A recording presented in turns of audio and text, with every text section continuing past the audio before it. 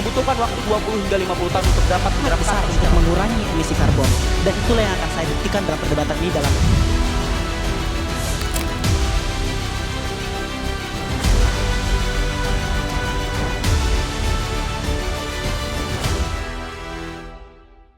Selamat siang semuanya, selamat datang di Liga Debat Mahasiswa IDN Times 2026, Voice of Millennial and Gen Z. Salam bernalar kritis.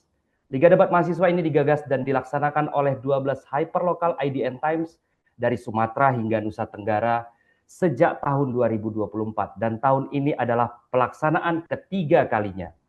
Pertama-tama saya perkenalkan diri dahulu, saya Yugo, selaku moderator yang akan memimpin jalannya debat hari ini. Bahagia sekali kita semua bisa berkumpul di ruang Zoom ini untuk melakukan babak penyisihan Liga Debat Mahasiswa IDN Times 2026 dengan tema ekonomi kreatif dan masa depan Gen Z. Saya sebelum ke para peserta, saya akan menyapa dulu para panelis yang sudah hadir di ruangan Zoom kita hari ini. Panelis pertama ada Mas Ahmad Khairuddin MSI, co-founder kolektif Histeria sekaligus Ketua Komite Ekraf Jawa Tengah. Gimana kabarnya, Mas? Halo, selamat siang, pagi. Ini sungguh mengagumkan.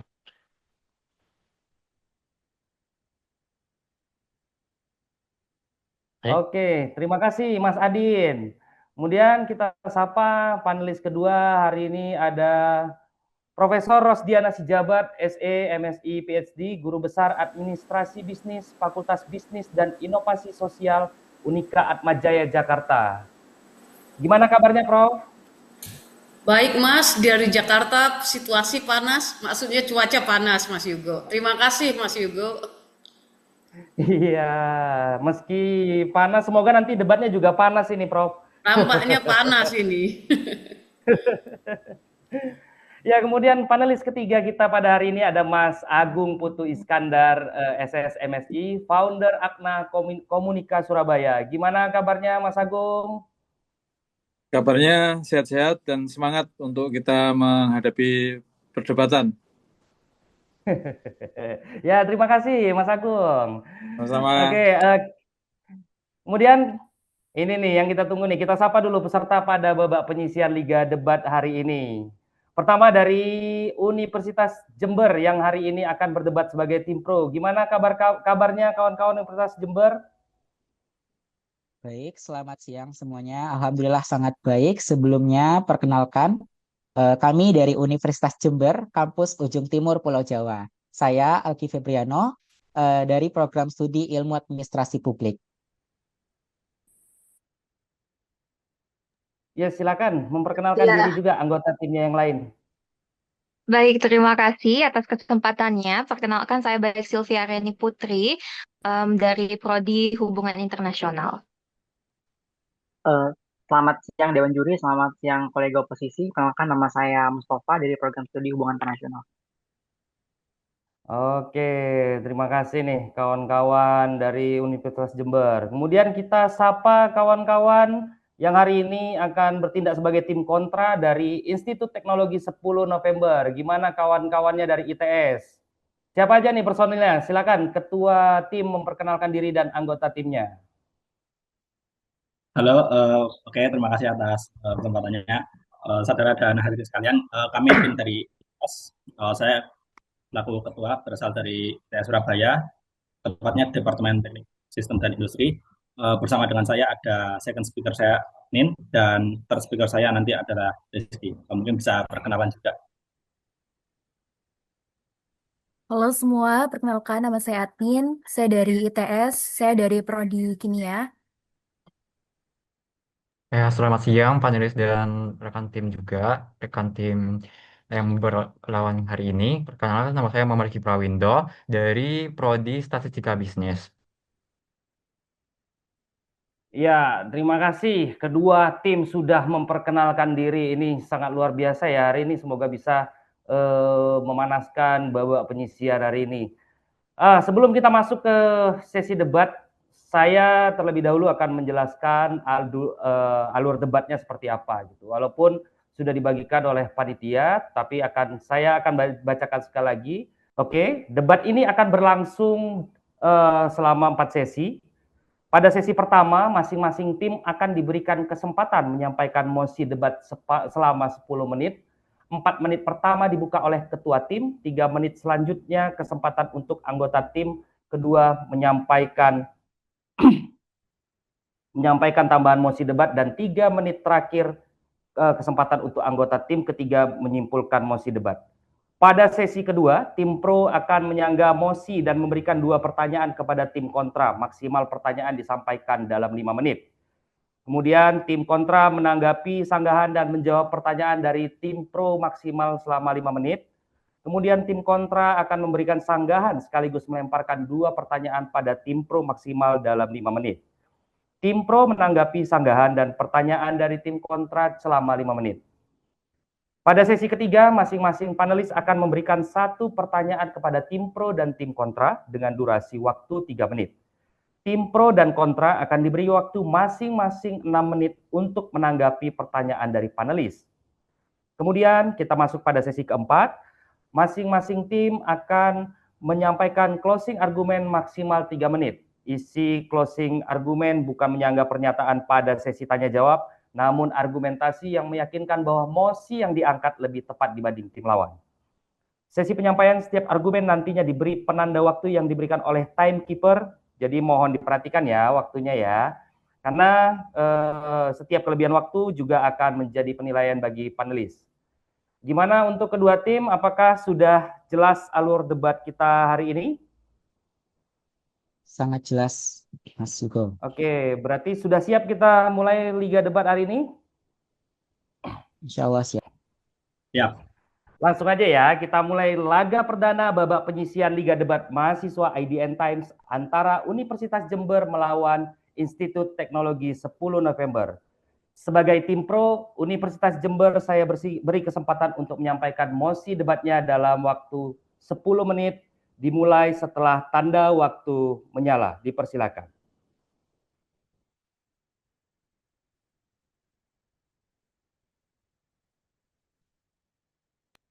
Dewan juri yang kami hormati, mosi ini berbicara tentang prediksi masa depan. Karena itu, yang diperdebatkan bukan apakah disrupsi AI terjadi, melainkan kemana disrupsi tersebut akan bermuara. Kami membuktikan bahwa hasil akhirnya adalah adaptasi, bukan kepunahan.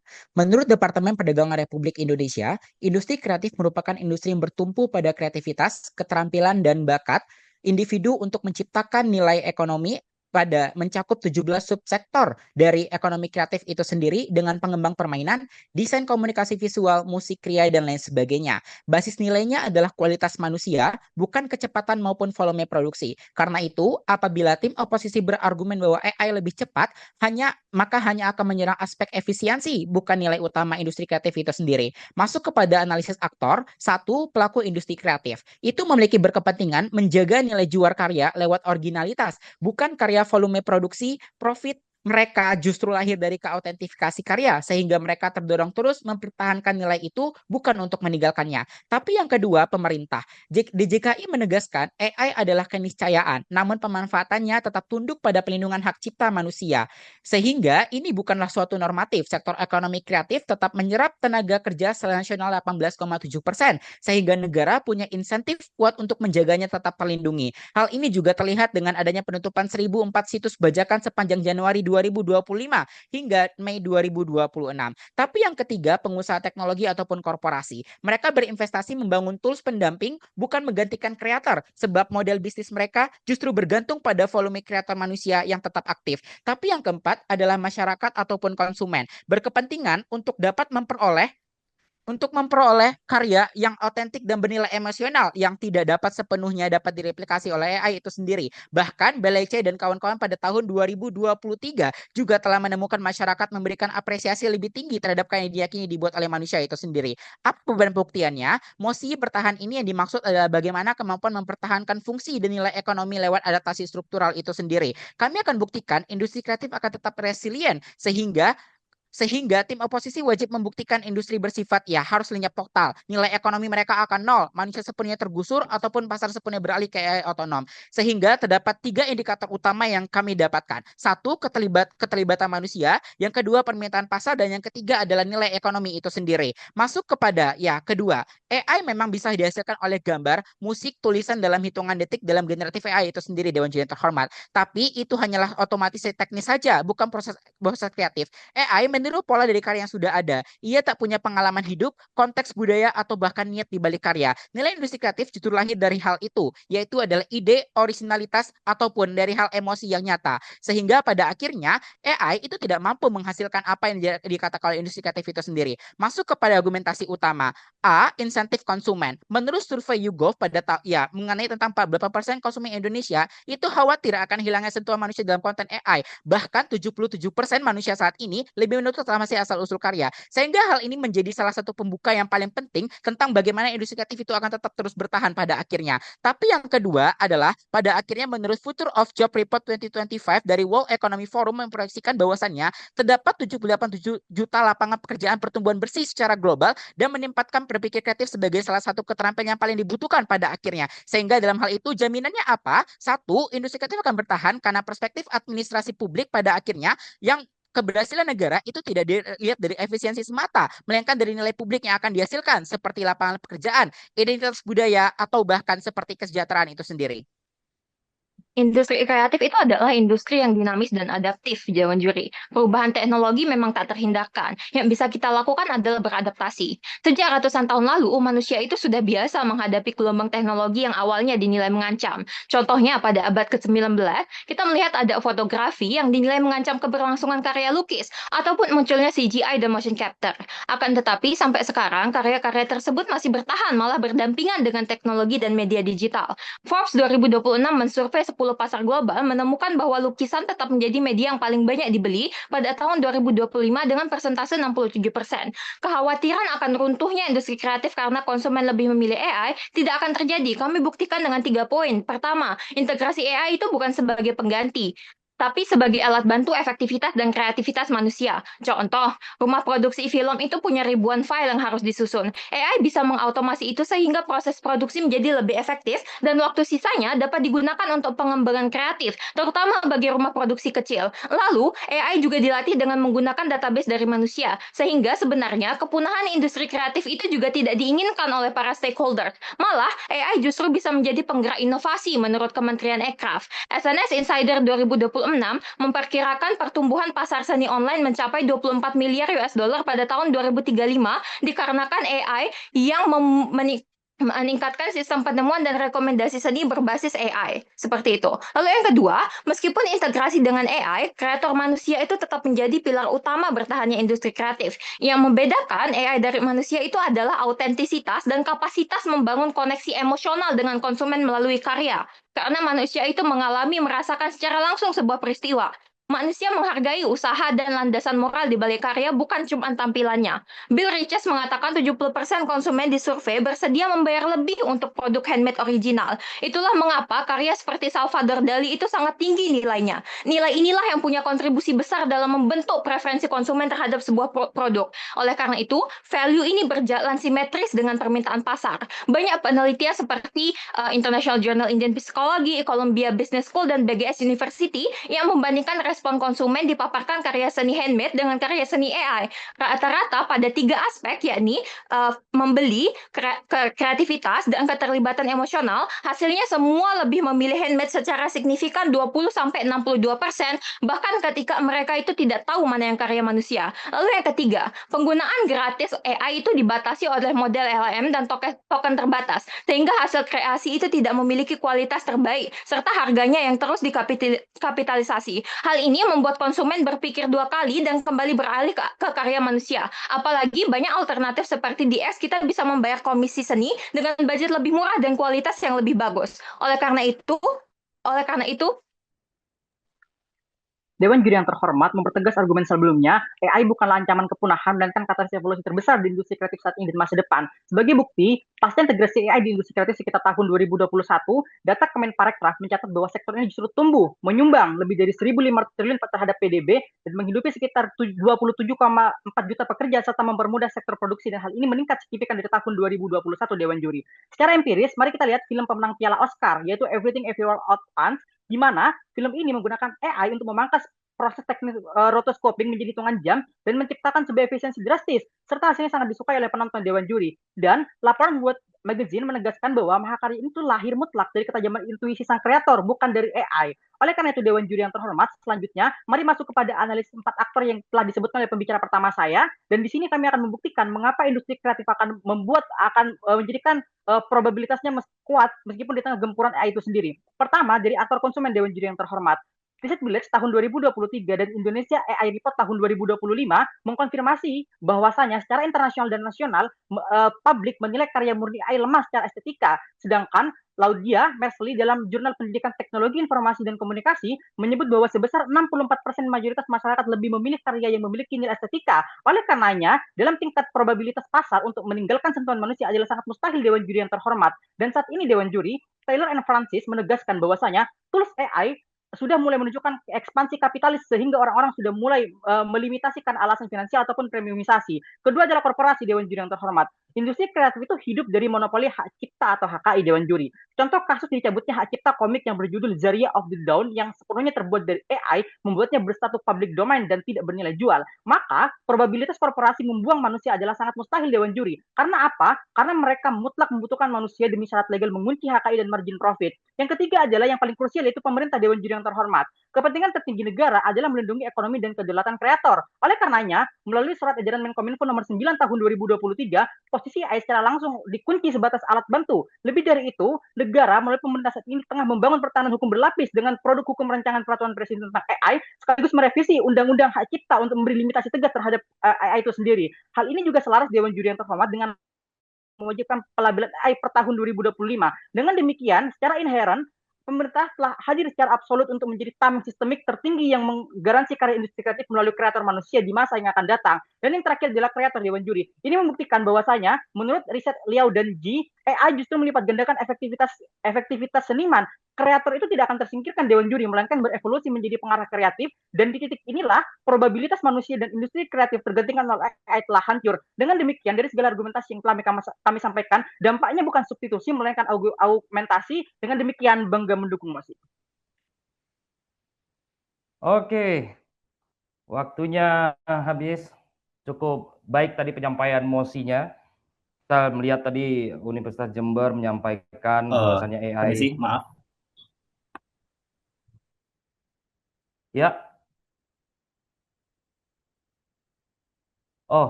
Terima kasih Universitas Jember tadi sudah menyampaikan bahwasannya AI sebenarnya tidak membuat punah industri kreatif, justru menjadi alat bantu industri kreatif. Oke, selanjutnya kita akan mendengar mosi debat dari tim kontra hari ini dari ITS. Waktunya 10 menit dimulai setelah tanda waktu menyala. Silakan.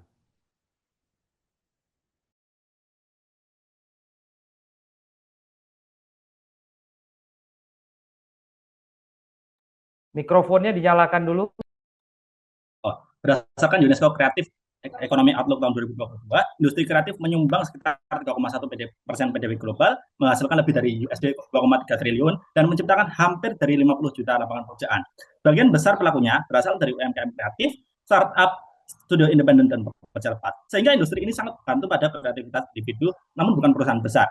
Di Indonesia, menurut Kementerian Pariwisata dan Ekonomi Kreatif 2024, ekonomi kreatif menyumbang lebih dari 1.400 triliun terhadap PDB nasional dan menyerap hampir sekitar 24 juta tenaga kerja. Ini menunjukkan bahwa industri kreatif memiliki peran yang sangat penting bagi perekonomian. Masalahnya adalah pemunculan AI ini mengubah cara industri kreatif kerja. Tim Pro beranggapan AI akan meningkatkan efisiensi dan mendorong perkembangan industri. Kami menolak asumsi tersebut karena kami rasa industri kreatif Indonesia sudah tergempur oleh AI, terutama pada bagian proses industrinya. 5 parameter untuk mengkristalisasi debat, apakah parameter apakah industri kreatif itu mampu dikatakan bertahan di tengah gempuran atau tidak. Pertama-tama, industrinya menciptakan lapangan pekerjaan yang lebih banyak daripada tahun sebelumnya. Kedua, mampu memberikan manfaat ekonomi. Ketiga, memiliki daya saing yang lebih tinggi sebanding dengan atau setelah perbandingan adanya AI dengan sebelum adanya AI. Keempat, mampu mempertahankan keaslian kreativitas tanpa campur tangan AI. Yang kelima, mampu beradaptasi tanpa kehilangan identitas, nilai ekonomi, maupun pelaku industrinya. Apabila salah satu indikator tersebut gagal dipenuhi, maka kami rasa industri kreatif tidak lagi mampu untuk bertahan secara berkelanjutan. Sebelum masuk ke substansi, pahami dulu industri kreatif, karena industri kreatif itu memang betul bertumbuh pada originalitas, kreativitas manusia, nilai intelektual, dan diferensiasi karya. Sehingga daya saing nilai itu lahir dari kemampuan untuk menghasilkan karya yang unik dan bukan dari produksi massal. Kami rasa kehadiran AI ini menimbulkan dua masalah. Pertama-tama, semakin melonjaknya konten yang dihasilkan supply, maka segampangnya akan semakin turun harga jasa kreatif, karena AI sekarang juga sudah bisa memproduksi jumlah konten dengan skala yang lebih besar. Contohnya, lalu yang kedua, orang yang bekerja akan memperoleh fee, gaji, atau jumlah proyek yang akan lebih rendah dibandingkan tahun sebelumnya. Artinya bukan hanya penganggurannya meningkat, namun nilai ekonomi industri kreatif juga akan turun secara keseluruhan, sehingga orang yang berada di lingkup industri tersebut juga pada akhirnya akan terdampak. Berdasarkan data UNESCO juga memproyeksikan bahwa akibat konten generatif AI, pendapatan kreator akan turun 24%, pendapatan kreator audiovisual akan turun 21% pada 2028. Sehingga AI akan memperkuat konsentrasi besar dan semakin meminggirkan kreator kecil melalui dominasi mereka. Oleh karena itu, permasalahannya bukan pada keberadaan AI, namun kenapa AI ini mampu mengubah fondasi struktur pasar yang terjadi dengan sangat cepat, di mana tidak sesuai dengan kemampuan mayoritas pelaku industri untuk beradaptasi. Sehingga akibatnya ini akan berdampak ke pekerjaan travel seperti freelancer, UMKM kreatif, ilustrator, dan lain sebagainya. Beberapa masalah besar ketika AI hadir. Permasalahan muncul AI ini hadir di seluruh rantai industri kreatif. Menurut McKinsey Global Institute 2023, generatif AI itu meningkatkan produktivitas hingga 40%, memangkas waktu produksi konten hingga 70%, menghasilkan berbagai alternatif dalam hitungan detik. Ini menguntungkan, namun hanya untuk perusahaan-perusahaan yang memiliki AI berskala tinggi, infrastruktur AI yang cukup tinggi dibandingkan pekerja pada entry level yang tidak sama sekali atau hampir tidak sama sekali memiliki akses untuk AI tersebut. Selain itu juga, kedua, menurut Stanford AI Index Report 2024, lebih dari 90% investasi AI global itu masih dikuasai oleh perusahaan besar, Microsoft, Google, Meta, Amazon, OpenAI. Artinya AI ini sudah lagi tidak menciptakan persaingan yang setara, apalagi memperkuat dominasi di pihak tertentu yang hanya memiliki modal dan infrastruktur saja. Ini bermanifestasi pada dua hal. Pertama-tama terciptanya dari risiko entry yang tinggi, di mana perusahaan besar itu mampu untuk menguasai teknologi AI secara optimal, sedangkan aktor kecil ini sudah semakin tinggal dan terpojok. Namun kedua, keuntungan ekonomi hanya terkonsentrasi pada perusahaan besar, yang mana perusahaan tersebut itu tidak secara mayoritas berdampak pada sektor industri kreatif, karena industri kreatif harusnya dipegang oleh aktor kecil seperti freelancer, oleh pihak UMKM, dan pihak kecil lainnya yang sangatlah vulnerable terhadap AI ini. Masuk ke dalam ranah argumentasi. Ada beberapa argumentasi. Argumentasi yang pertama adalah terkait penurunan inovasi di industri kreatif akibat dari gempuran AI. Semakin pintar mesin, maka semakin kecil dorongan manusia untuk bisa berinovasi. Orang akan mulai berpikir, kenapa saya harus mencari ide baru selama berminggu-minggu kalau misalnya AI itu mampu menghasilkan ratusan konsep hanya dalam 1 menit. Padahal industri kreatif dibangun bukan hanya oleh efisiensi, tetapi oleh imajinasi, pengalaman hidup, hingga emosi manusia yang tidak hanya dimiliki oleh mesin. AI itu prinsipnya adalah machine learning, yaitu mempelajari pola dari jutaan data di masa lalu untuk bisa memprediksi keluaran yang paling mungkin. Karena itu, AI tidak benar-benar menciptakan ide yang baru, melainkan hanya mengkombinasikan ulang karya-karya yang sudah ada sebelumnya, menurut Nature Machine Intelligence tahun 2024. Artinya, semakin banyak karya yang dibuat oleh AI, maka semakin besar pula risiko karya yang seragam, monoton, dan juga kehilangan originalitas. Contohnya adalah ketika 100 orang meminta AI untuk membuat logo sebuah kedai kopi dengan tema minimalis modern, mayoritas hasilnya adalah menggunakan pola yang sama, seperti ikon biji kopi, warna coklat hitam, tipografi sans serif, dan tata letak yang serupa. Masuk ke dalam argumentasi yang kedua, yakni hilangnya identitas dan emosional seni. Hilangnya identitas dan nilai emosional menjadi ruh industri kreatif itu sendiri. Karya seni manusia selalu membawa karakter personal pembuatnya.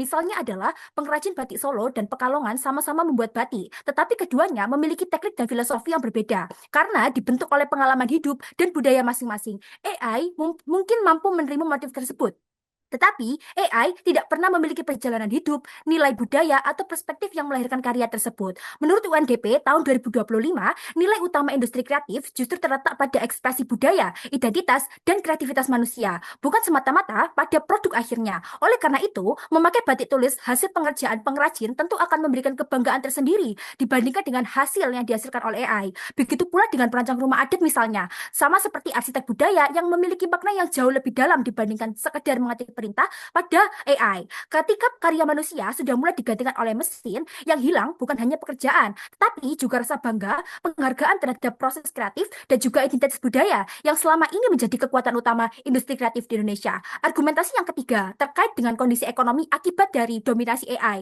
yakni akses AI bagi perusahaan makro dan mikro di industri kreatif dan juga penghasilannya seperti apa. Dampak makro tentang kapital dan dominasi pasar oleh perusahaan besar yang punya akses ke AI. Perusahaan besar yang punya akses, mereka dapat menerima konsumen sebanyak-banyaknya karena memiliki biaya dan juga akses ke AI. Sedangkan dampak mikronya adalah UMKM yang kecil, mereka tidak bisa mengakses AI, sehingga konsumen yang masuk ke mereka itu akan lebih tidak menjanjikan dibandingkan dengan perusahaan makro. Kemudian terkait dengan turunnya harga pasar karya seni di industri kreatif. Dampak makronya adalah perusahaan besar yang menjual seluruh karya di harga yang sangat murah, tetapi dampak buruknya adalah ketika terjadi persaingan oleh perusahaan-perusahaan besar, tentu keuntungan yang didapatkan juga sama tidak signifikan. Kemudian terkait dengan urgensi di dampak mikro, yakni industri kreatif kecil. Mereka pada akhirnya tidak bisa bersaing secara harga dan mereka akhirnya menurunkan harga, secara untung mereka tidak akan untung. Kemudian kerugian terbesarnya adalah aktor yang tidak untung, kemungkinan terburuknya mereka adalah aktor industri kreatif yang mulai beralih ke pekerjaan lain yang dapat menyebabkan produsen karya asli itu ikut menurun. Baik, melanjutkan argumentasi, yaitu AI akan menciptakan standar baru yang justru menghancurkan apresiasi terhadap karya orisinal. Lihat bagaimana kemunculan gerakan No AI Art, yaitu superhuman artist, hingga seruan boykot terhadap brand yang menggunakan desain AI, membuktikan bahwa masyarakat tidak hanya membeli sebuah karya, tetapi juga mempertimbangkan siapa yang menciptanya. Artinya, AI mulai mengikis kepercayaan terhadap karya kreatif. Tim Pro menganggap semakin mudah masyarakat membuat karya dengan AI, maka industri kreatif akan semakin berkembang, tapi kami menilai yang berubah bukan hanya proses produksinya, tetapi juga standar pasar dalam menghargai sebuah karya. Industri kreatif tidak hanya bergantung pada banyaknya karya yang dihasilkan, tetapi juga pada apresiasi, nilai emosional, dan kepercayaan konsumen. Ketika AI mampu menghasilkan ribuan gambar, video, dan lain sebagainya, pasar dipenuhi konten yang seragam sehingga memunculkan konten yang fatigo, atau misalnya orang konsumen akan bosan melihatnya. Artinya, lihat bagaimana Edelman Trust Barometer 2024 menunjukkan kepercayaan publik terhadap konten AI terus menurun karena masyarakat semakin sulit membedakan karya asli dan karya mesin. Bahkan artikel Dinas Kota Cirebon juga menjelaskan bahwa semakin banyak masyarakat yang mempertanyakan legalitas dan etika gambar AI karena model AI dilatih menentukan karya seniman tanpa izin. Permasalahan tidak berhenti pada AI, tetapi juga akan merugikan karya manusia. Lihat bagaimana ilustrasi, fotografi, dan sebagainya, dan penelitian MIT juga menunjukkan bahwa sebagian besar responden gagal membedakan karya manusia dan AI. Dan pada akhirnya deltanya adalah, pertama, seniman tidak cukup menghasilkan karya yang baik, tapi juga mereka tidak cukup hanya menghasilkan karya yang baik, tetapi juga harus membuktikan keasliannya, karena ketika pada akhirnya standar pasar menjadi tidak sehat, konsumen terbiasa melihat ribuan konten AI, sehingga karya manusia harus bekerja jauh lebih keras. Karena bagaimana komen-komen di sektor TikTok, misalnya apakah ini AI atau tidak. Lalu bagaimana argumentasi yang kedua, lihat bagaimana akan hilangnya regenerasi pelaku industri kreatif. Lihat bagaimana keberlangsungan industri kreatif ditentukan oleh kemampuan suatu negara untuk melahirkan kreator-kreator baru, bukan sekedar menghasilkan lebih banyak konten. Artinya, industri kreatif dikatakan bertahan ketika regenerasi seniman, desainer, dan sebagainya akan tetap berjalan. Masalahnya, AI justru menurunkan insentif untuk menjadi kreator ketika perusahaan lebih memilih AI yang murah, cepat, dan sebagainya. Bahkan sebelum AI berkembang. Terima kasih.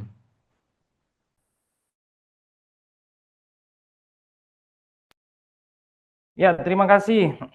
Kawan-kawan ITS tadi sudah menyampaikan beberapa mosinya. Yang saya tangkap tadi ada soal bagaimana kapitalisasi AI akan menjadi ancaman bagi industri kreatif dan akan meminggirkan para kreator, karena AI saat ini sudah mengubah fondasi struktur pasar. Oke, kita sudah mendengarkan tadi mosi dari kedua tim. Kita sekarang akan masuk ke sesi kedua. Pada sesi kedua ini kami mempersilahkan tim pro menyanggah mosi debat dari tim kontra, sekaligus memberikan 2 pertanyaan pada tim kontra. Waktunya 5 menit, dimulai setelah tanda waktu menyala. Silakan tim. Tim Pro. Dewan Juri yang terhormat, mereka mengatakan bahwa dari data UNESCO itu akan ada penurunan terkait tentang adanya pendapatan musisi turun 24% Maaf, atau suaranya. Ya, suaranya tadi kecil sekali. Sekarang sudah. turun 24% dan sektor audiovisual hingga 21% pada 2028 apabila tata kelola AI tidak dapat diperkuat. Dan ini jika diperhatikan baik-baik bahwasannya hal ini disimpulkan tidak menyebutkan bahwa industri kreatif akan runtuh secara utuh pada akhirnya, melainkan justru menyerukan penguatan kebijakan terkait tentang adanya pelindungan hak cipta, rekomendasi kreator dan juga tata kelola AI agar transformasi digital berlangsung secara adil. Bahkan laporan yang sama menegaskan bahwa industri budaya dan kreatif itu tetap merupakan pendorong pertumbuhan ekonomi. Mereka juga mengamini bahwasannya sektor AI itu karya-karya AI bahkan tetap aja dipilih oleh manusia karena lebih mudah dan cepat. Tapi ini sudah dibantah oleh tim kami bahwasannya pada akhirnya AI juga terkapitalisasi. Pertanyaannya adalah sepanjang sejarah setiap disrupsi teknologi terhadap industri kreatif dari fotografi hingga musik dan sebagainya itu tetap mengalami selalu adanya adaptasi bukan kepunahan. Apa yang membuat tim oposisi yakin bahwasanya disrupsi AI kali ini akan berbeda dan berakhir pada kepunahan permanen itu sendiri? Dewan Juri yang terhormat, mari kita ajukan satu pertanyaan mendasar untuk membongkar fondasi berpikir tim oposisi hari ini. Apakah mereka benar-benar percaya bahwa negara, kekuatan pasar, dan entitas korporasi akan terdiam pasrah begitu saja, lalu membiarkan industri kreatif yang bernilai ribuan triliun itu hancur dijajah oleh sebuah algoritma seperti AI misalnya? Dewan Juri yang terhormat, mari kita sadari bersama, mereka, tim oposisi sangat naif meminta kita untuk menutup mata terhadap realitas empiris. Seluruh narasi ketakutan tim oposisi hari ini gugur karena dilatari oleh satu kesalahan logika fatal, di mana mereka membayangkan bahwasanya AI itu bergerak liar di ruang hampa. Mereka juga mengasumsikan bahwa AI akan berekspansi tanpa regulasi yang mengikat. Padahal Dewan Juri yang terhormat, secara spesifik, pemerintah saat ini telah membatasi AI murni sebatas alat bantu melalui surat edaran Menkominfo nomor 9 tahun 2023, dan di masa yang akan datang akan memfinalisasi rancangan peraturan presiden serta instrumen perlindungan hak cipta sebagai tameng hukum absolut di masa depan. Selanjutnya, oposisi berargumen bahwa AI itu hanya menguntungkan sebagian besar segmentasi korporasi, bukan masyarakat secara menyeluruhan. Dewan Juri, kami akan beri satu contoh konkret. Pada akhir 2024 hingga 2025, McDonald Belanda terpaksa menarik iklan hari raya yang dibuat sepenuhnya oleh AI, setelah publik menilainya terkesan janggal dan kehilangan kehangatan emosional yang seharusnya melekat pada musim liburan. Hal ini menandakan adanya check and balance dari dua sisi. Yang pertama yaitu dari sisi publik, dan yang kedua itu adalah dari sisi peraturan pemerintah. Tim oposisi juga mengamini hal ini dengan menyatakan bahwa masyarakat itu sebenarnya sadar dan akan memboikot AI lewat hashtag dan lain sebagainya. Hal ini sudah merupakan langkah preventif untuk mencegah kehancuran industri kreatif di masa depan. Ini berarti bahwa masyarakat kita itu masih sadar dan akan terus mendukung kreator meskipun AI itu sudah terintegrasi dalam industri kreatif. Seperti yang kami bilang, survei Harris Poll bersama 4IS dan Infilium pada Juni 2026 mencatat bahwa 78% konsumen menilai iklan berbasis AI itu terasa kurang autentik, dan mereka itu tidak percaya pada iklan yang dicurigai buatan AI. Oleh karena itu, kita yakin bahwa di masa depan orang-orang itu lebih menghargai dan lebih memilih karya autentik dibandingkan karya AI atau AI generated content. Jadi kekhawatiran yang ditakutkan oleh tim oposisi itu tidak akan terjadi di sisi kami. Lalu Dewan Juri, kita melihat di sini bahwa tren penggunaan AI ini, kami sudah tegaskan bahwa ini hanyalah sebagai alat untuk para artis atau kreator ini untuk berkreasi dan juga mempermudah proses kreasi mereka. Oposisi berargumen bahwa kreator kecil atau industri kecil itu akan mengalami kesusahan ketika mereka itu dimonopoli oleh perusahaan besar. Kami menyatakan bahwa hal ini sangat tidak benar, Dewan Juri. Karena apa? Karena AI itu justru memfasilitasi pasar yang lebih inklusif. Misalkan Microsoft Sing AI atau teknologi transkrip by AI sekarang itu sangat membantu saudara-saudara kita yang memiliki disabilitas untuk dapat mengakses industri kreatif sehingga meningkatkan pasar industri kreatif itu sendiri. Lalu Dewan Juri yang terhormat, kita juga tahu bahwa sebenarnya AI ini justru membantu industri kecil seperti indie developer dan lain sebagainya. Menurut laporan analisis pasar indie developer Fungis.io 2026, mereka melaporkan berhasil membuat 10.000 ikon dan deskripsi item dalam 1 bulan memakai AI. Dibandingkan mereka itu harus mengeluarkan uang yang mereka tidak punya. Dengan hal itu, dengan menghemat efektivitas tersebut, industri kreatif kecil ini dapat bersaing dengan industri kreatif besar. Sehingga gap yang ada sebelumnya AI itu dapat berkurang. Nah, namun kita dapat ingat juga bahwa hal ini hanya sebagai penghemat Waktunya sudah habis. efektivitas. Waktunya sudah habis. Ya, terima kasih tadi sudah menyampaikan sanggahan dan argumennya dari tim pro. Sekarang waktunya kita beri kesempatan tim kontra untuk menanggapi sanggahan dan menjawab pertanyaan dari tim pro. Waktunya 5 menit dimulai setelah tanda waktu menyala. Silakan. Oke, 3 poin yang disampaikan oleh sisi pemerintah. Pertama-tama mereka mengatakan nilai utama industri terdapat pada kualitas yang lahir bukan dari volume. Masalahnya, pasar tidak selalu membeli kualitas yang baik. Mereka terkadang juga membutuhkan kuantitas secukup mereka yang mereka butuhkan pada saat waktu itu juga. Dalam praktiknya, konsumen dan perusahaan itu sering memilih produk yang lebih murah, yang lebih cepat, dan cukup baik, yang mana itu hanya mayoritas dapat diproduksi oleh AI saja. Sehingga AI di sini menggeser persaingan dari kualitas menjadi efisiensi. Sehingga pada akhirnya kualitas juga tidak lagi menjadi faktor penentu utama di sisi pemerintah, yang berarti apresiasi terhadap sini juga akan lebih dikit. Kedua, mereka mengatakan ada upaya dari negara untuk melindungi. Namun kami rasa upaya dari pemerintah melalui undang-undang atau sebagainya juga tidak sama dengan keberhasilan sebuah industri kreatif untuk terlindung dari disrupsi AI ini. Karena selama negara juga tidak mampu mengejar kecepatan dari perkembangan AI global dan melindungi jutaan UMKM serta freelancer secara merata, pelindungan tersebut kami rasa hanya bersifat parsial dan tidak menyelesaikan masalah struktural. Apa contohnya? Kita lihat di pendidikan Indonesia masih belum ada sarjana-sarjana yang menguasai teknik informatika di bidang AI contohnya. Pendidikan mereka masih kita bisa katakan rendah, ataupun wawasan mereka terhadap AI dibandingkan negara-negara mungkin yang sudah maju industri kreatifnya karena AI ini sudah ketimbangnya sudah sangat jauh, sehingga kami rasa upaya tersebut juga tidak cukup. Ketiga, kalau AI menjadi disrupsi, maka mereka mengatakan AI itu akan menjadi disrupsi kalau nilai industrinya sudah nol dan tidak ada sama sekali. Kami rasa ini juga merupakan logika yang salah. Kami juga tidak pernah mengatakan industri itu akan hilang total. Kami mengatakan industri tidak akan mampu bertahan secara berkelanjutan karena kehilangan lapangan pekerjaan, nilai ekonomi, dan daya saing. Kami rasa industri tetap ada, namun kondisinya jauh lebih lemah dan tidak mampu memenuhi indikator untuk bagi sebuah industri untuk mampu bertahan. Namun keempat, mereka mengatakan bahwa AI ini akan bisa membuat manusia untuk membedakan karya AI mana yang tidak. Kami rasa hal ini adalah gerakan yang buruk karena ini merupakan kemunculan gerakan no AI art seperti gerakan no AI art, support human artist dan lain sebagainya, hingga seruan boykot terhadap brand yang menggunakan desain AI. Namun kami rasa hal ini justru membuktikan bahwa masyarakat ini tidak hanya membeli sebuah karya, namun juga mempertimbangkan siapa yang menciptakannya. Kami rasa ini buruk karena AI akan mulai mengikis kepercayaan terhadap karya kreatif. Di mana tim pro menganggap semakin mudah masyarakat membuat karya dengan AI, maka industri kreatif akan semakin berkembang. Kami rasa ini justru kami menilai yang berubah bukan hanya proses produksinya, namun juga standar pasar untuk menghargai sebuah karya yang mungkin akan sangat susah bagi seniman ini untuk diikuti. Karena bahwasannya karya yang diproduksi oleh AI itu mungkin juga memiliki karakteristik tersendiri yang mana manusia seperti kita bisa seperti menciptakan kekasan atau kadang beberapa aspek yang kita ciptakan pada karya kita hampir terdapat kesamaan pada AI, namun pada akhirnya karya kita dicap seperti AI made, sehingga standar ganda akan terjadi di sisi pemerintah. Terakhir, mereka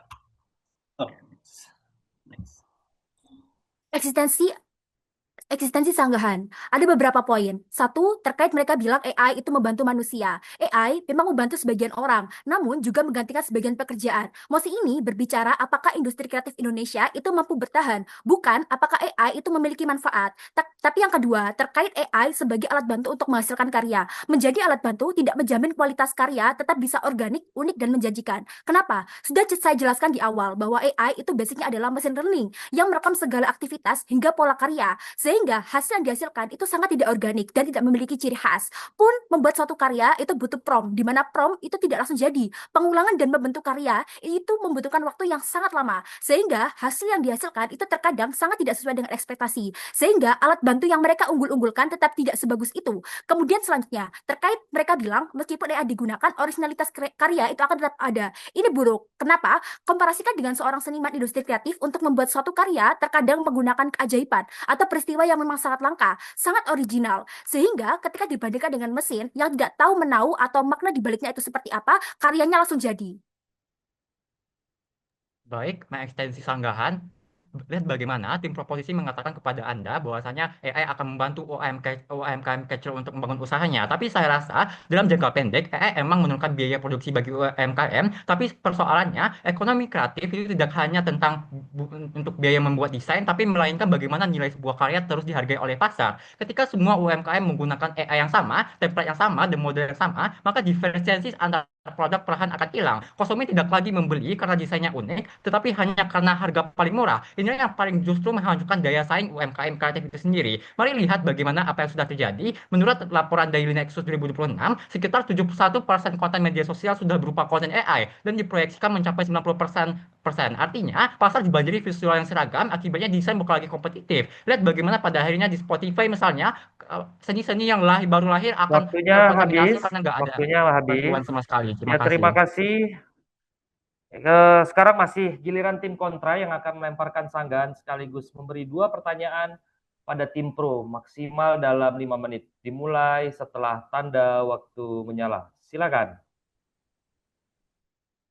Argumentasi yang sisi pemerintah berikan lainnya adalah kita sudah dapat beradaptasi dengan disrupsi sebelumnya sebelum AI ini ada. Kami rasa AI ini juga berbeda secara fundamental dan tidak bisa kita samakan pada waktu saat ini. Seperti disrupsi sebelumnya, kamera digital menggantikan film, Photoshop menggantikan manual editing, internet menggantikan media cetak. Kami rasa hal ini tidak relevan karena semuanya akan tetap membutuhkan satu orang, akan membutuhkan fotografer, editor, ilustrator, atau desainer, membutuhkan satu orang untuk mencetak satu konten misalnya, sehingga teknologi tersebut hanya meningkatkan produktivitas manusia. Namun bagaimana AI generatif ini bekerja? AI ini hanya perseorangan doang dapat menciptakan ratusan konten yang sama seperti melalui satu single prompt menciptakan ratusan gambar, ratusan video, ratusan musik, ratusan tulisan. Artinya apa? Kami rasa AI ini juga bukan sekedar alat produksi, namun AI ini sudah merupakan alat produksi yang sangat besar yang mengambil hampir dari sebagian fungsi dari kreativitasan manusia, sehingga disrupsi sebelumnya hanya mengubah cara manusia bekerja, namun AI mengurangi kebutuhan terhadap manusia sepenuhnya seperti yang kita bisa rasakan di era gempuran saat ini. Namun kedua di sini kami rasa juga beberapa kesiapan Indonesia untuk bersaing di melawan negara lain juga akan sangat kurang, seperti Indonesia pendidikan terhadap AI-nya sangat kurang, minimal pendidikan AI di negara luar sudah sangat maju bagi mereka, sehingga mereka bisa memanfaatkan AI dalam industri kreatif mereka sendiri. Seperti bisa kita lihat contohnya poster-poster atau postingan yang diupload oleh pemerintah kualitasnya kalah jauh dengan kualitas poster yang dibuat oleh luar negeri contohnya, oleh industri luar negeri contohnya. Hal ini menunjukkan bahwa kita memang sudah ketinggalan dalam mengadopsi AI ini, dan justru kehadiran AI ini pada akhirnya merupakan sebuah disrupsi bagi Indonesia, merupakan ancaman terbesar bagi industri kreatif Indonesia itu sendiri.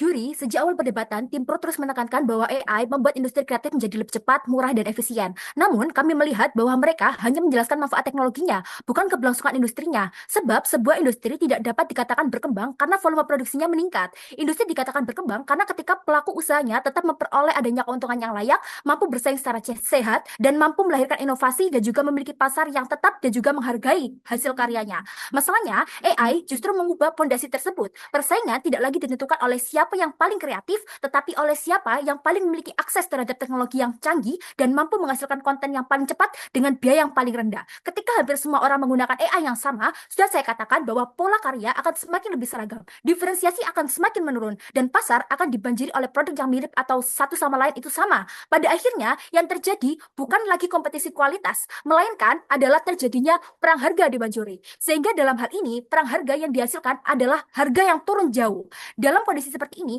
kami ingin mengetahui bagaimana tim pro bisa memastikan bahwa pelaku industri kreatif tetap bisa bertahan secara ekonomi, bukan sekedar bertahan secara teknologi. Begitu pula tim pro juga mengatakan terkait dengan bagaimana solusi atas berbagai persoalan AI adalah meningkatkan adanya literasi digital. Namun menurut saya itu belum cukup karena faktanya sekarang sudah ada, tapi penggunaan AI dan juga stigma masyarakat terhadap AI itu masih belum bisa dirubah. Baik, tim pro mengamini penggunaan AI secara luas dalam industri kreatif. Lihat bagaimana sampai hari ini belum ada mekanisme yang mampu memastikan setiap karya yang digunakan sebagai data training AI itu benar-benar mendapat izin dan kompensasi dari penciptanya. Karena kami sudah jelaskan dari awal bagaimana dari sistem AI itu sendiri dia mempunyai algoritma yang memberikan hak cipta yang enggak secara rentan. Lihat bagaimana pertanyaan kami, bagaimana tim pro menjamin hak ekonomi jutaan kreator itu tetap terlindungi ketika model AI yang mereka gunakan dibangun dari jutaan karya manusia yang bahkan asal-usulnya datanya yang tidak transparan. Kami sudah jelaskan bagaimana asal-usul dari pembuatan suatu karya itu dari algoritma AI yang menangkap dari seluruh karya-karya yang ada. Makanya lihat bagaimana misalnya Anda ingin membuat karya desain banner Anda dari karya-karya yang seniman-seniman, itu Anda tidak akan seniman tersebut tidak mendapatkan hak cipta yang adil, bukan? Lihat bagaimana tim pro mengatakan AI hanya alat bantu. Kalau begitu, bagaimana mereka akan menjamin generasi muda tetap memilih menjadi ilustrator, penulis, animator, atau musisi ketika perusahaan secara rasional akan memilih AI yang jauh lebih murah dan lebih cepat dibanding membayar manusia? Apa insentif ekonomi yang benar-benar mereka tawarkan agar regenerasi pelaku industri itu kreatif itu tidak terputus? Jadi justru tim pro mengamini dua persoalan besar sekaligus. Pertama, mereka mengamini sistem AI yang sampai hari ini dibangun dari jutaan karya manusia tanpa kepastian izin maupun kompensasi. Artinya, mereka membiarkan kreativitas manusia menjadi bahan bakar teknologi. Kedua, mereka mengamini AI sebagai alat utama efisiensi perusahaan. Terima kasih. Waktunya habis. Ya, terima kasih tadi dari tim kontra. Sekarang giliran tim pro kembali menanggapi sanggahan dan menjawab pertanyaan dari tim kontra dalam 5 menit. Dimulai setelah tanda waktu menyala. Silakan tim pro menanggapi. Ini adalah mosi probabilitas yang memprediksi apakah di masa depan industri kreatif dapat bertahan atau tidak. Itu poin pertama. Sepertinya kontra melakukan miskonsepsi terhadap hal ini. Mereka hanya berada di dunia sekarang tanpa mempertimbangkan apa yang akan terjadi di masa depan. Kami sudah menjelaskan 4 alasan mengapa pasar dan sirkular ekonomi akan terus berjalan di industri kreatif meskipun AI itu ada. Yang pertama, kami mengakui bahwa kreator itu merupakan salah satu aktor yang paling penting di dalam industri kreatif. Oleh karena itu, kami membuktikan bahwa koneksi emosional yang ada antara para kreator dengan konsumen itu tidak bisa tergantikan dengan AI. Kontra juga mengamini hal ini karena di dunia kontra mereka mengatakan bahwa ya orang-orang itu mau karya yang lebih kreatif, bukannya itu membuktikan bahwa demand pasar saat ini justru ada pada karya manusia. Itulah menjadi fondasi awal kenapa industri kreatif itu tak akan pernah digantikan oleh AI, melainkan hanya terintegrasi saja. Lalu yang kedua, tentang finansial misalnya, mereka mengatakan bahwa AI itu lebih murah dan lain sebagainya kan. Tapi kami berargumentasi bahwa saat ini AI itu malah biaya langganannya itu semakin mahal. Jika kamu mau pilihan yang murah, kamu akan mendapatkan kualitas yang murah juga. Saat ini ChatGPT sudah $200, itu lebih dari UMR, yaitu 4 juta misalnya kan. Tidak ada orang biasa yang mau untuk berlangganan seperti itu setiap bulannya. Mending mereka pergi ke sosial media lalu membeli karya satu orang artis dengan harga 100.000.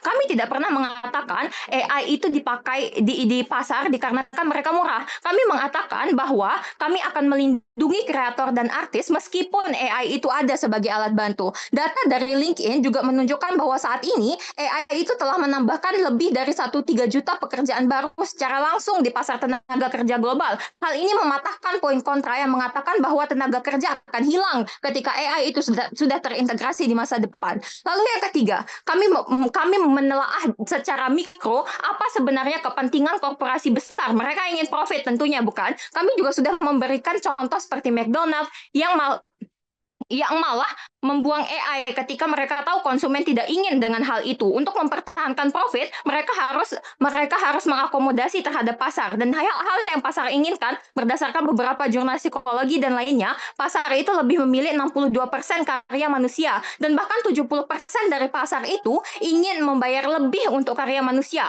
Membuktikan bahwa demand masih tinggi dan industri kreatif masih dapat. Lalu pada akhirnya mereka akan bertanya bagaimana cara kita untuk melindungi terkait tentang bagaimana insentif untuk di masa depan untuk industri kreatif itu bakal tetap ada. Setidaknya tadi kami sudah menjelaskan dari awal terdapat 4 insentif struktural yang tidak akan berubah meskipun AI akan berkembang. Pertama, pelaku industri itu tetap mengujar keuntungan. AI memang meningkatkan efisiensi mungkin pada akhirnya, tetapi nilai jual akan tak berasal dari diferensia ataupun kreativitas dan identitas mereka itu sendiri. Tapi yang kedua, mari kita lihat dari data UNESCO, OECD dan lain sebagainya, di mana pada akhirnya mereka telah menetapkan bahwasannya batasan untuk pendorongan penggunaan AI itu adalah lebih digantikan sebagai untuk menggunakan AI sebagai human center AI atau bagaimana berfokus pada berpusatnya pada manusia itu sendiri, bukan menggantikan manusia itu sendiri. Sehingga kami rasa ketika mereka mengatakan bagaimana perlindungannya, regulasi hukum adalah menjadi hal yang paling tepat dalam hal ini. Bagaimana pada akhirnya hukum itu bersifat dinamis, mereka akan lebih untuk mengejar bagaimana sesuai dengan kebutuhan masyarakat itu sendiri, misalnya seperti Cina yang udah mulai adanya proteksi sebagai adanya karya dari AI, sehingga pada akhirnya menciptakan suatu keunikan bagi karya dari manusia itu sendiri. Terima kasih atas pertanyaannya, Dewan Juri yang terhormat. Mari kita sadari bahwasanya terjadi sebuah logical fallacy dari sisi tim oposisi. Dewan Juri yang terhormat, mari kita kaji mekanisme paling fatal yang diabaikan oleh tim oposisi. Bagaimana peran pemerintah serta sistem hak kekayaan intelektual atau HKI saat ini dan di masa depan secara absolut mengunci keselamatan ekonomi para pekerja kreatif. Oposisi berasumsi bahwa korporasi akan secara sukarela mengganti manusia dengan demi efisiensi semata. Namun, kesalahan yang sangat fatal adalah asumsi ini menabrak dinding hukum yang sangat kokoh Dewan Juri yang terhormat. Direktorat Jenderal Kekayaan Intelektual di JKI bersama standar hukum global seperti pada Presiden Zaria of the Dawn menegaskan bahwa karya yang diproduksi murni oleh AI tanpa human authorship berstatus public domain. Artinya, produk buatan AI murni tidak mendapatkan hak cipta eksklusif, tidak bisa dipatenkan dan dapat dipakai atau dicuri secara bebas oleh komputer manapun. Demi mendapatkan kepemilikan merek, monopoli komersial dan hak monetisasi eksklusif, korporasi ataupun industri kreatif secara ekonomis mutlak harus tetap mempekerjakan kreator manusia untuk memenuhi syarat legal HKI tersebut. Dan hingga saat ini menurut data Future Jobs Economy di Indonesia, pendapatan dari industri ekonomi kreatif cukup meningkat signifikan dari tahun 2021 hingga tahun 2025. Ya, waktunya habis. Ya, terima kasih keduanya tadi, tim pro dan tim kontra sudah saling sanggah. Keduanya cukup baik dalam menyampaikan argumentasi. Sekarang kita masuk ke sesi ketiga, yaitu pertanyaan dari panelis. Kepada panelis, kami persilakan melemparkan pertanyaan. Masing-masing panelis boleh satu pertanyaan kepada kedua tim, atau satu panelis memborong 3 pertanyaan sekaligus. Kepada panelis kami persilakan, siapa terlebih dahulu? Atau Mas Adin terlebih dahulu? Kami persilakan. Ya. Mas Adin. Oke, kalau ditanya orisinalitas menjadi lebih berharga, apakah sebetulnya orisinalitas itu sudah menjadi lebih berharga dan dibanding akumulasi dari kegiatan-kegiatan yang diselenggarakan sesungguhnya itu? Atau sebetulnya AI mempercepat tidak memberi makna baru? Apakah akhirnya AI itu bisa memberikan makna atau semacamnya? Terima kasih. Ya, terima kasih Bang Adin. Kawan-kawan baik kedua tim bisa mencatat dulu pertanyaan Bang Adin. Kemudian kami berikan kesempatan untuk Prof. Cijabat. Kami persilakan, Prof. Terima kasih Mas Yugo. Selamat siang tim ITS dan tim Universitas Jember. Seru tadi ya. Saya ingin memberikan satu pertanyaan yang sama untuk masing-masing. Silahkan nanti ditentukan siapa yang duluan.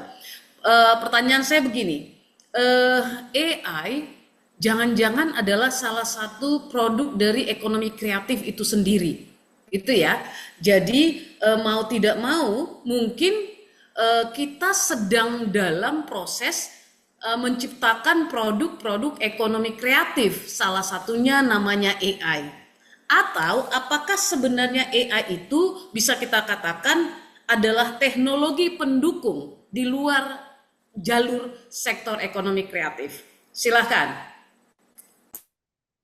Ya, terima kasih Prof. Pertanyaannya sangat menarik sekali. Bagaimana membangun logika tentang ekonomi kreatif sebenarnya. Kemudian kami berikan kesempatan kepada Mas Agung untuk memberikan pertanyaan kepada kedua tim. Kami persilakan Mas Agung, satu pertanyaannya. Ya, terima kasih kepada teman-teman yang sudah menyajikan motionnya dengan sangat detail ya, dan case-nya juga cukup tajam. Sebenarnya memang ini mungkin lebih diskusi aja ya. Jadi untuk kemudian saya ingin minta tanggapannya di masing-masing tim itu. Jadi kalau menurut saya itu bagaimana perspektifnya itu bukan soal pakai AI atau tidak pakai AI gitu ya, tetapi soal karena semua orang yang melawan perubahan itu pasti akan tergilas lah, kurang lebih begitu ya. Jadi sebenarnya pertanyaannya ini lebih soal bagaimana kita bisa beradaptasi dengan itu gitu kan. Nah, menarik karena ada sebuah ungkapan begini ya, kita itu tidak akan kalah dengan AI gitu ya. Tetapi bukan masa depan itu soal bagaimana memanfaatkan AI-nya gitu ya. Jadi kita tahu kita semua sekarang hari ini sudah mengoperasikan AI gitu kan. Tetapi yang membedakan ini kan soal berpikir kreatifnya gitu kan. Nah, untuk kedua tim itu mengutilisasi AI ini, apakah ini bagian dari membantu industri kreatif atau ini sama dengan mengancam industri kreatif gitu ya. Tetapi bagaimana caranya agar perdebatan ini tidak soal kamu ikut perubahan atau tidak gitu, tetapi ini lebih soal bagaimana ini sebenarnya tools untuk kita bertahan di industri kreatif gitu. Dengan menggunakan AI adalah yang ABC gitu. Yang tidak bisa bertahan adalah ABC begitu ya. Jadi pertanyaannya jangan soal kamu tidak bisa melawan perubahan ya, pasti karena itu jadi fix gitu ya, nggak ada perdebatannya gitu ya. Ya kan orang nggak pakai internet sama orang pakai internet itu bukan sebuah perdebatan gitu, tetapi bagaimana utilisasinya untuk kemudian mendukung industri kreatifnya, kurang lebih gitu ya. Nah, nanti silakan diterjemahkan kaitannya sama motionnya gitu. Ya, terima kasih Mas Agung. Baik, kawan-kawan, tadi sudah ada 3 pertanyaan. Kali ini kita berikan kesempatan pada tim kontra dulu untuk menjawab 3 pertanyaan itu dalam waktu 6 menit setelah tanda waktu menyala. Silakan. Oke, saya ingin menjawab terlebih dahulu mengenai pertanyaan terakhir, apakah bagaimana kita pada akhirnya sebagai sisi kontra meyakini bahwa AI ini merupakan salah satu kedatangan yang Indonesia ini tidak siap untuk terima. Kami merasa AI ini betul merupakan alat bantu yang dapat pada akhirnya membantu kita untuk membuat karya, mengenerate video, art atau dan lain sebagainya. Namun kami rasa AI ini teknologinya juga sudah cukup canggih, di mana teknologi sekarang ini, teknologi AI-nya itu sekarang mayoritas hanya dimiliki oleh perusahaan besar, yang mana ini menjadi masalah bagi pelaku-pelaku industri kreator atau konten kreator kecil, karena sektor industri kreator sektor industri kreatif itu didominasi oleh aktor-aktor industri kecil. Meanwhile AI hanya dipegang oleh perusahaan besar saja, sehingga inilah yang menjadi alasan juga kenapa lapangan pekerjaan untuk sektor industri kreatif ini semakin mengecil, karena bahwasannya perusahaan tidak lagi merekrut karyawan untuk konten kreator. Contohnya mereka tinggal mensubscribe AI premium dengan harga mahal seperti yang sisi pemerintah katakan sebelumnya. Menjawab pertanyaan dari juri, yang pertama adalah terkait bagaimana orisinalitas. Tentu secara orisinalitas di sisi kami akan lebih unggul, karena di sisi kami industri kreatif itu memiliki cerita di balik karya. Mengapa seorang seniman itu memiliki nilai yang bernilai miliaran rupiah untuk suatu karya tertentu? Mengapa batik tulis, ukiran Jepara, atau lagu ciptaan musisi tertentu itu memiliki nilai yang lebih tinggi dibandingkan tiruannya? Karena masyarakat itu tidak hanya membeli terkait produknya, tetapi juga membeli proses kreatif, identitas, perjuangan, dan orisinalitas penciptanya. Nilai tersebut tidak dapat direplikasi oleh AI. Kemudian menjawab pertanyaan yang kedua, terkait bagaimana AI itu digunakan sebagai salah satu produk ekonomi kreatif. Dewan juri yang saya hormati, kami sepakat bahwasanya AI dapat menjadi hasil inovasi teknologi. Namun, menyamakan AI dengan adanya keberhasilan industri kreatif merupakan sebuah logalivalesi. Yang diperdebatkan dalam mosi ini bukanlah apakah AI merupakan produk inovasi, melainkan apakah keberadaan AI membuat industri kreatif secara keseluruhan mampu bertahan. Jika secara logika benar, maka ketika mesin tenun ditemukan, kita dapat mengatakan industri mode akan selalu lebih baik dibandingkan seluruh penjahit. Faktanya tidak demikian, juri. Sebuah teknologi bisa menjadi produk inovasi, tetapi pada saat yang sama dapat mendistrupsi industri kreatif yang menggunakannya. Jadi, secara keberhasilan, menciptakan AI sebagai suatu industri kreatif itu adalah kesalahan berpikir, sehingga bagi kami, industri kreatif itu akan tetap bisa bertahan tanpa adanya AI. Berkaca pada beberapa tahun yang lalu, tanpa adanya AI, industri kreatif itu masih tetap bertahan dan juga masih bisa laku di pasaran. Kemudian yang kedua, terkait bagaimana AI itu diposisikan sebagai teknologi untuk bisa menghasilkan berbagai macam produk. Bukan produk kreatif itu sendiri, masih banyak produk-produk lainnya yang dapat diproduksi. Jadi AI targetnya tidak hanya produksi kreatif, justru di industri kreatif kita dipaksa untuk bisa bagaimana caranya kita berpikir kreatif, bagaimana caranya kita bisa menciptakan adanya produk-produk yang bisa laku di pasaran dan juga bisa menggait banyaknya konsumen, bukan? Sehingga ketika berpikir bahwasanya oh ini bisa dijadikan suatu terobosan, bisa, tapi secara fungsi AI itu bisa dihasilkan ataupun bisa difungsikan di lain sisi, juri.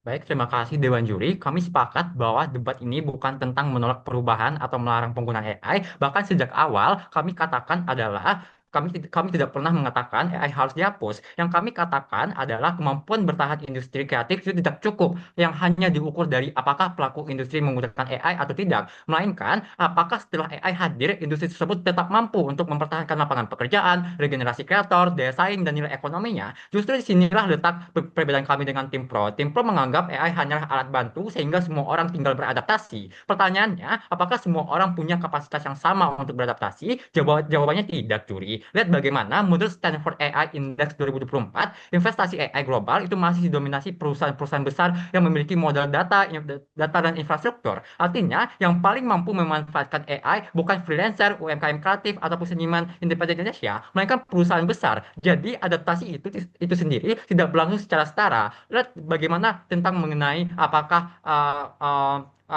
mengenai originalitas. Kami tidak mengatakan masyarakat hanya membeli karya karena originalitasnya. Yang kami katakan adalah ketika AI membuat biaya produksi menjadi sangat murah dan volume konten meningkat sangat besar, pasar tidak lagi memberi penghargaan ekonomi yang layak terhadap proses kreatif manusia. Akibatnya, insentif untuk menjadi kreator semakin turun. Inilah yang kami maksud, industri tidak akan mampu untuk bertahan. Jadi perdebatan ini bukan siapa yang memakai AI akan menang. Pertanyaannya adalah apakah utilasi AI itu membuat industri kreatif Indonesia tetap memenuhi indikator berlanjutnya. Di sisi kami jawabannya tidak, karena AI memang membantu efisiensi produksi, tetapi secara bersamaan ini akan melemahkan regenerasi kreator, menurunkan nilai ekonomi karya manusia, dan memperlebar kesenjangan antara perusahaan pelaku kreatif di Indonesia secara dalam jangka panjang.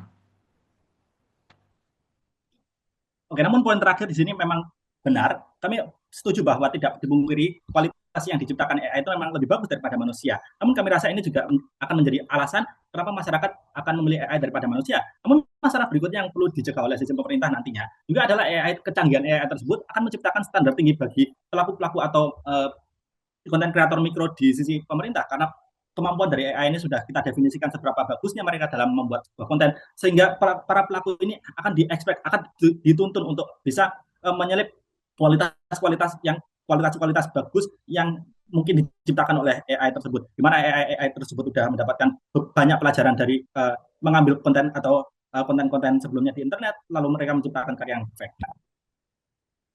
Waktunya habis. Ya, terima kasih tim kontra tadi sudah cukup baik memberikan jawabannya. Sekarang kita berikan kesempatan tim pro untuk menjawab 3 pertanyaan dari para panelis. Waktunya 6 menit dimulai setelah tanda waktu menyala. Silakan. Baik, izinkan saya menjawab pertanyaan yang pertama yang mengatakan bahwa apakah originalitas itu lebih berharga dan apakah AI tersebut dapat memberikan makna. Menurut kami percaya bahwa kunci dari industri kreatif itu berada dalam kreasi seorang manusia, yang dimana tolak ukurnya itu adalah kreativitas dan juga koneksi emosional serta otentisitas dari karya itu sendiri. Dan originalitas termasuk salah satu dari tolak ukur tersebut.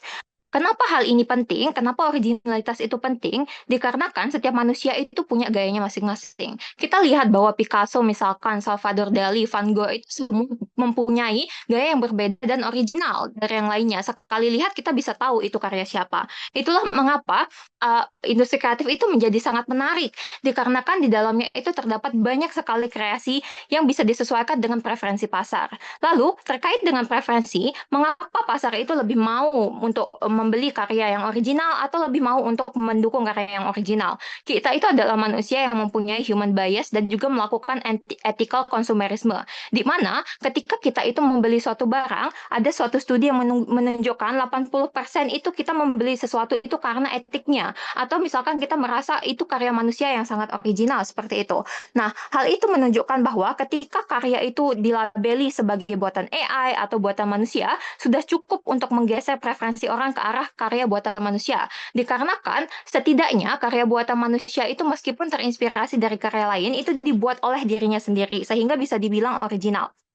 Lalu yang kedua, justru dengan adanya AI yang terintegrasi itu tidak menggeser originalitas tersebut. Akan tetapi, studi yang melibatkan 4 juta karya seni menemukan bahwa AI secara signifikan meningkatkan produktivitas kreatif manusia sebesar 25% dan meningkatkan nilai karya sebesar 50%. Nah, catatannya adalah seniman yang berhasil mengeksplorasi ide baru melalui AI justru menghasilkan karya orisinil yang lebih banyak dibandingkan dengan ketika mereka tidak memiliki data bank yang banyak misalnya. Seni itu tidak boleh di gatekeep atau dikunci di balik paywall atau finansial. Dengan adanya AI ini, kita bisa mengakses beribuan inspirasi sehingga ketika kita ingin membuat suatu karya itu kita tidak terjebak di dalam suatu misalkan karya yang monoton sehingga mendorong kreativitas dari karya tersebut. Terima kasih atas pertanyaan selanjutnya. Pertanyaan selanjutnya adalah bagaimana memisahkan dua wajah AI itu sendiri. Pertama, mungkin AI sebagai produk itu dikembangkan perusahaan teknologi sebagai entitas bisnis tersendiri. Tapi ini bukanlah masuk kepada 17 subsektor ekonomi kreatif yang pada akhirnya, di mana ini merupakan masuk ranah ekonomi digital. Sehingga yang kami definisikan adalah AI itu adalah sebagai alat pendukung, di mana dipakai dalam subsektor kreatif yang sudah ada, seperti desain, musik, ataupun film. Di posisi inilah yang relevan untuk masih hari ini. Ia teknologi pendukung sama seperti kamera digital ataupun software desain di masa lalu. Alat yang memperkuat proses kreatif manusia itu sendiri. Dan buktinya bukan sekedar klaim, Dewan Juri, data menunjukkan hal sebaliknya. Jadi dikhawatirkan justru di tengah masifnya adopsi AI, ekonomi kreator digital tumbuh eksponensial. Pasar kreator global diproyeksikan tumbuh dari sekitar 4.100 triliun di 2025 menjadi lebih dari 5.000 triliun pada 2026 dengan pertumbuhan tahunan di atas 20%. Di Indonesia sendiri, kontribusi ekonomi kreator digital menurut data Bank Indonesia telah mencapai 450.000 triliun. Kalau benar AI melemahkan ekonomi kreatif, semestinya akan ini menurun seiring masifnya adopsi AI sejak 2023. Ini dikunci secara hukum, karena yang sepenuhnya dihasilkan AI tanpa kontribusi kreatif manusia tidak mendapat proteksi hak cipta eksklusif. Sistem hukum dan ekonomi kita memang dirancang menempatkan manusia sebagai pusat nilai, sementara AI hanya memperluas kapasitas produksinya. Maka pertanyaan yang tepat adalah pada akhirnya bagaimana alat ini dapat memperkuat industri yang sudah ada, dan karena itulah betapapun canggihnya AI berkembang ke depan, ia tidak akan melemahkan, apalagi mengalahkan industri kreatif. Data membuktikan keduanya justru tumbuh beriringan. Inilah jaminan bahwa ekonomi kreatif akan tetap bertahan hari ini maupun di masa depan. Dewan Juri yang terhormat, di sini saya akan menjawab pertanyaan ketiga mengenai utilitas apakah AI membawa dampak positif atau negatif di tengah pesatnya arus perubahan. Dewan Juri yang terhormat, secara inherent gempuran AI membawa dampak yang sangat baik dan menguntungkan bagi para kreator serta industri kreatif. Kenapa? Karena teknologi ini bertindak sebagai katalis pembebasan yang mengangkat derajat manusia ataupun pekerja dari sekedar pekerja eksekusi teknis menjadi pengarah kreatif. Perubahan ini juga mengeliminasi pekerjaan mekanis yang repetitif dan menggantikannya dengan akselerasi inovasi. Hal ini juga kami perkuat dari kutipan CEO OpenAI yaitu Sam Altman yang mengatakan bahwasanya AI tidak dirancang untuk menggantikan imajinasi manusia, melainkan hadir sebagai kopilot untuk melipat gandakan potensi kreatif. Dan juga hal ini sejalan dengan pandangan sutradara legendaris Guillermo del Toro yang menegaskan bahwa AI pada dasarnya hanya mampu mengolah bentuk, tetapi tidak akan pernah bisa mereplikasi seni yang memiliki jiwa, sejarah, dan makna emosional manusia itu sendiri. Dan secara teoritis, pemaknaan positif ini dilandasi oleh Human in the Loop Framework, serta argumentasi teori yang dimana hal ini sudah tervalidasi secara aktual oleh laporan Future of Jobs Report dari World Economic Forum yang memproyeksikan akan terjadi sebuah net job growth yang dimana hal ini juga akan menobatkan creative thinking sebagai keterampilan nomor satu yang paling dicari oleh industri global, dan hal ini juga meruntuhkan argumentasi mungkin oposisi bahwasanya keterlibatan AI dalam industri kreatif tidak akan pernah menggantikan peran manusia secara esensial. Dan terakhir, demi mengunci kepemilikan merek dan margin profit, industri sudah sangat sadar bahwasanya mereka harus tetap memperkerjakan dan membaik kreator manusia. Kenapa? Karena sejalan dengan temuan riset Columbia Business School dan Harvard Business Review mengenai fenomena authenticity premium, di sana dijelaskan bahwasanya konsumen secara signifikan hingga 62% lebih memilih dan bersedia membayar lebih mahal keautentikan karya manusia itu sendiri. Ya, waktunya habis. Ya, terima kasih pada tim pro dan tim kontra.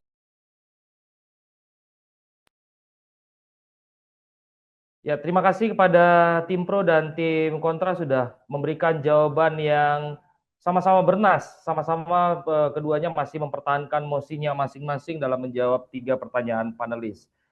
Ya, jawaban dari kedua tim tadi sekaligus sebagai penanda bahwa sesi ketiga sudah berakhir. Mudah-mudahan jawaban-jawaban yang disampaikan oleh tim pro dan tim kontra bisa meyakinkan panelis untuk memberikan penilaian nantinya ya. Oke, sekarang kita masuk ke sesi terakhir. Nah, ini sesi terakhir nih, atau sesi keempat. Di sesi ini kedua tim akan diberikan kesempatan menyampaikan closing argumen maksimal 3 menit. Isi closing argumen bukan menyanggah pernyataan pada sesi tanya jawab, namun argumentasi yang meyakinkan bahwa mosi debat yang diangkat lebih tepat dibanding tim lawan. Oke, untuk closing argumen yang pertama, kami beri kesempatan kepada tim pro. Waktunya 3 menit setelah tanda waktu menyala. Silakan.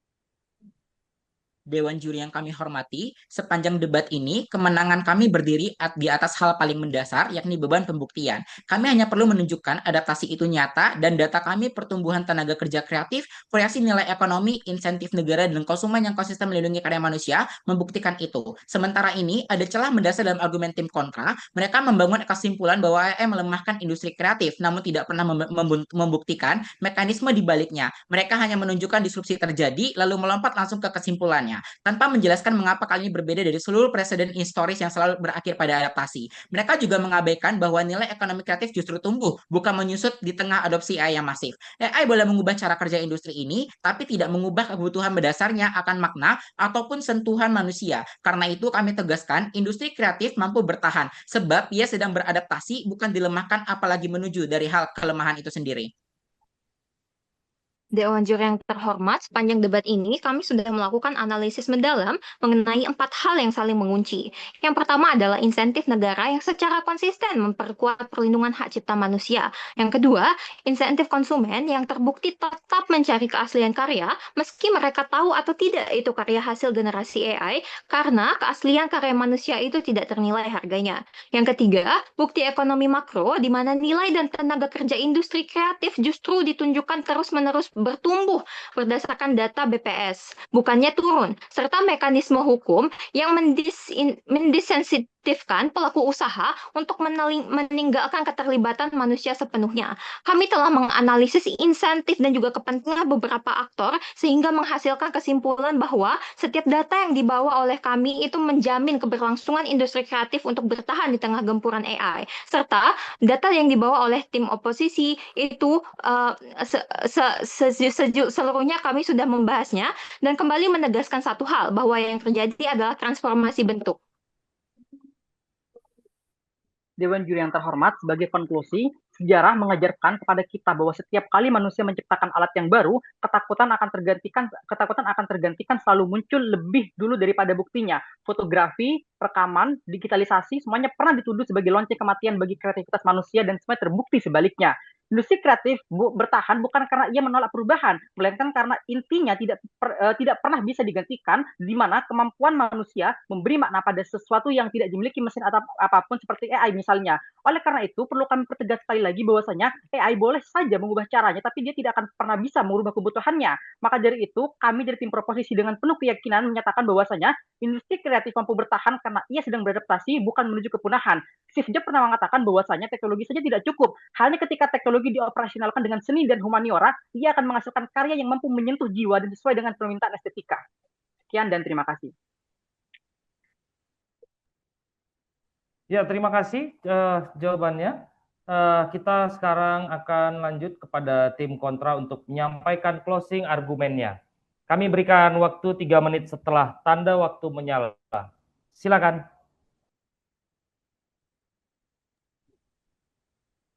Kami di sisi kontra berhasil membuktikan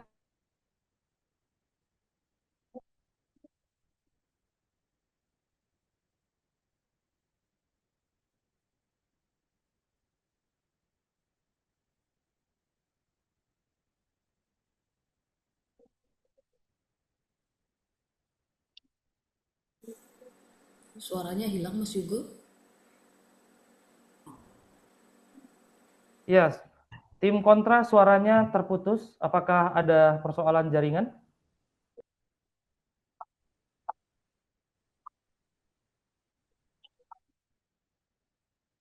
Baik, Dewan Juri, penimbangannya sangat sederhana. Selama perdebatan berlangsung, kami sudah menjawab seluruh klaim utama proposisi. Ketika mereka mengatakan AI hanya alat bantu, kami buktikan bahwa pasar tidak membeli niat, tetapi efisiensi pada akhirnya. Perusahaan secara rasional akan memilih teknologi yang lebih murah dan lebih cepat. Ketika mereka mengatakan akan muncul pekerjaan baru, kami buktikan pekerjaan yang tumbuh justru sektor teknologi. Sementara pekerjaan kreatif entry level yang menjadi fondasi industri Indonesia justru berkurang. Ketika mereka mengatakan manusia akan beradaptasi, kami tunjukkan bahwa adaptasi tidak menghilangkan fakta bahwa insentif ekonomi untuk menjadi kreator terus menurun sehingga regenerasi pelaku industri kreatif akan terputus. Yang lebih penting, mereka sama sekali tidak pernah menentukan argumentasi HKI kami dan bagaimana mereka tidak menjawab bahwasannya model AI dilatih untuk menggunakan karya kreator tanpa izin maupun kompensasi.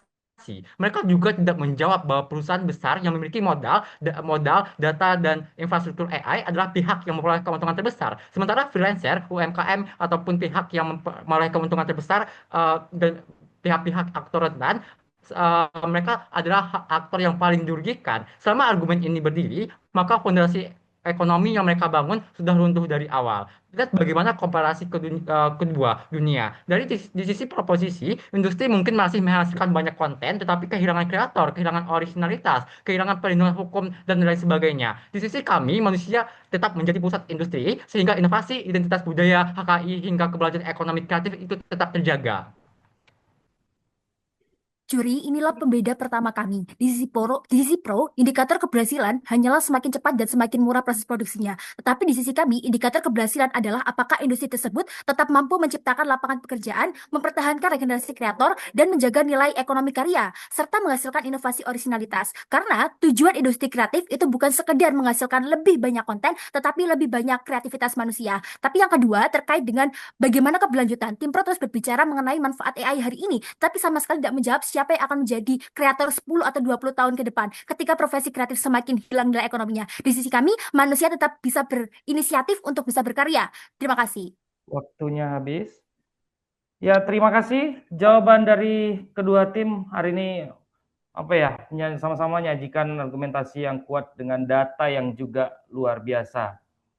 Baik tim pro dan tim kontrak. Sekarang kita menunggu para panelis. Kami persilakan para panelis untuk berdiskusi untuk melakukan penilaian dan nanti kita akan mengumumkan siapa pemenang sesi penyisian pada babak penyisian debat kali ini. Para panelis sudah mengumpulkan nilai debatnya. Ya, aku yakin ini dua tim nih deg-degan ini untuk menunggu hasil siapa pemenang hari ini. Kali ini kami persilakan salah satu panelis untuk mengumumkan. Kami persilakan. Mas Adin mungkin ya yang mengumumkan ya. Siap. Setelah mengamati dan berdebat agak panjang, kami memutuskan Universitas Jember 255 dan Institut Teknologi 10 November 245. Kalau katakanlah dari Universitas Jember lebih kritis dan lebih time di waktu yang timing up itu biar lebih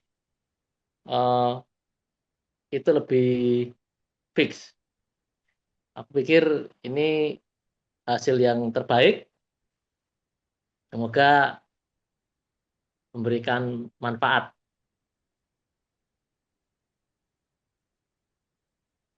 Ya, terima kasih kepada Mas Adin dan terima kasih pada para panelis yang lainnya untuk karena sudah memberikan penilaian. Selamat kepada pemenang babak penyisian hari ini. Selamat melaju ke babak selanjutnya. Bagi yang belum menang, jangan patah arang karena kita semua adalah sebenarnya tim yang terbaik mewakili kampus masing-masing. Ya, dengan diumumkannya pemenang maka berakhir sudah babak penyisihan Liga Debat Mahasiswa IDN Times 2026 antara Universitas Jember melawan Institut Teknologi 10 November. Jangan lupa Liga Debat babak penyisihan selanjutnya akan digelar pada Kamis nanti, akan mempertemukan Universitas Pajajaran melawan Universitas Tadulako pada pukul 10 pagi Dan selanjutnya akan dilanjutkan pada debat yang berikutnya, mempertemukan Universitas Gadjah Mada melawan Universitas Negeri Padang yang akan digelar pada pukul 14.00. Ya, dengan begitu berakhir debat kali ini. Jangan lupa follow Instagram dan subscribe YouTube IDN Times. Sampai jumpa di Liga Debat Mahasiswa IDN Times Voice of Millennial and Gen Z. Saya Prayuga Utomo mohon undur diri. Selamat sore semuanya. Salam bernalar kritis. Selamat sore semuanya. Terima kasih Mas Yugo, selamat sore semuanya. Terima kasih Prof. Terima kasih Bang Adin. Terima kasih. Terima kasih semuanya.